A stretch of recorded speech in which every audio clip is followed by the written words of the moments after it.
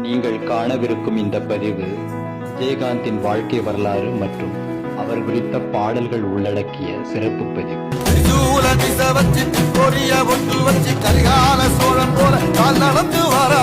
மதுரை மாவட்டம் திருமங்கலத்தில் 1952ஆம் ஆண்டு ஆகஸ்ட் 25ஆம் தேதி அழகர் சாமி ஆண்டாள் இணையருக்கு மகனாக பிறந்தார் விஜயகாந்த்.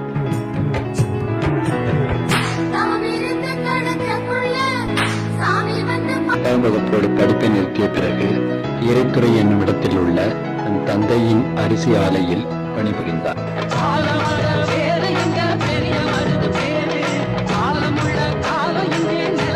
1979ஆம் ஆண்டு வெளியான இனிக்கும் இடமே படத்தில் நடித்து தன் திரை பயணத்தை தொடங்கினார். விஜயராஜ் என்னும் தன் இயற்பெயரை விஜயகாந்த் என்று மாற்றிக்கொண்டார். இவரின் சினிமா வாழ்க்கையின் தொடக்க காலத்தில் எந்த படங்களும் பெரிதாக வெற்றி பெறவில்லை. தூரத்து இடிமுழக்கம் என்ற படம் மட்டும் மக்களின் கவனத்தை சிறிதாக ஈர்த்தது.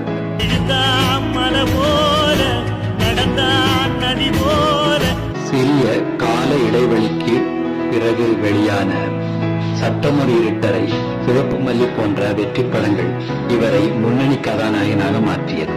தன்னுடைய நடிப்பு திறமை மூலம் திரையுலகில் மட்டும் இல்லாமல் மக்கள் மத்தியிலும் இவர் ஒரு நல்ல இடத்தை பிடித்தார்.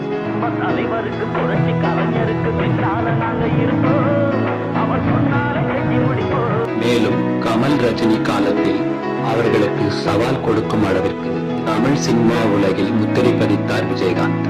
இவர் நடிப்பில் வெளிவந்த படங்கள் எல்லாமே மக்கள் மத்தியில் நல்ல வசூலையும் நல்ல வரவேற்பையும் பெற்று தந்துள்ளது. இவரின் படங்கள் அதிக நாட்கள் ஓடி சாதனை படைத்திருக்கிறது.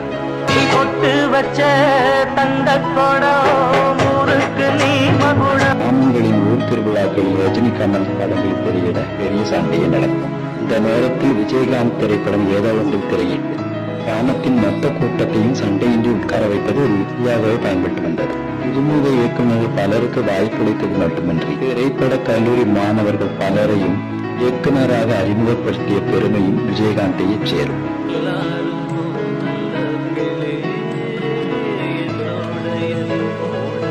கிட்டத்தட்ட 150க்கும் மேற்பட்ட படங்களில் விஜயகாந்த் நடித்துள்ளார். 1984 மட்டும் ஒரே ஆண்டில் 18 படங்கள் நடித்து சினிமா துறையில் வரலாற்று சாதனை புரிந்தார்.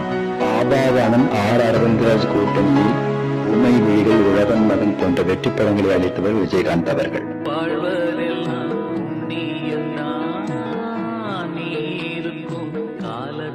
போலீஸ் கதாபாத்திரத்தில் நடிக்காமல் மக்கள் நாயகன் ஆக முடியாது என்பது ஹாலிவுட்டில் எழுதப்படாத விதி. இந்த வகையில் யூனிஃபார்ம் அணிந்து நியாயத்துக்காக போராடும் கதாபாத்திரத்தில் அதிகம் நடித்தவர் விஜயகாந்த். இன்றும் போலீஸ் வேடம் என்றால் தமிழ் ரசிகர்கள் மனதில் முதலில் வந்து நிற்பது விஜயகாந்தாகத்தான் இருக்கும். இவர் தமிழை தவிர வேறு எந்த மொழிகளிலும் நடிக்கவில்லை. விஜயகாந்த் தமிழ் மீது தனிப்பற்றும் தமிழீழம் குறித்து தீவிர நாட்டமும் கொண்டிருந்தார் என்பது நாம் அறிந்த செய்தி.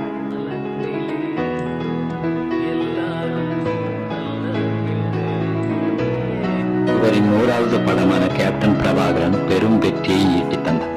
கேப்டன் என்னும் அடைமொழியையும் இவருக்கு பெற்று தந்தது. விஜயகாந்த் அரசியலுக்கு வருவதற்கு முன்பாகவே ஈரோட்டிலும் சென்னை சாலிகிராமத்திலும் இலவச மருத்துவமனைகள் கட்டினார். ஆண்டுதோறும் பள்ளி மாணவர்களுக்கு கல்வி நிதியுதவி வழங்கி வந்தார்.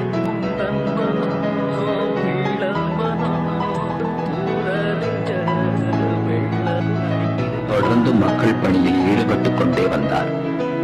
தன் உடன்பிறப்புகளுக்கெல்லாம் திருமணம் செய்து வைத்து தன்னுடைய 38வது வயதில் 1990 விஜயகாந்த் பிரேமலதாவை திருமணம் செய்தார்.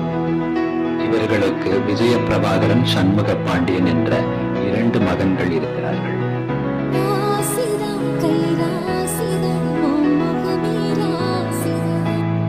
தன்னுடைய ரசிகர் மன்றங்களை மக்கள் மன்றங்களாக்கி புதிய கட்சியை தொடங்கினார் விஜயகாந்த். 2011 நடைபெற்ற சட்டமன்ற தேர்தலில் கூட்டணி அமைத்து 41 இடங்களில் போட்டியிட்டு 29 இடங்களில் வெற்றி பெற்று எதிர்கட்சி தலைவரானார்.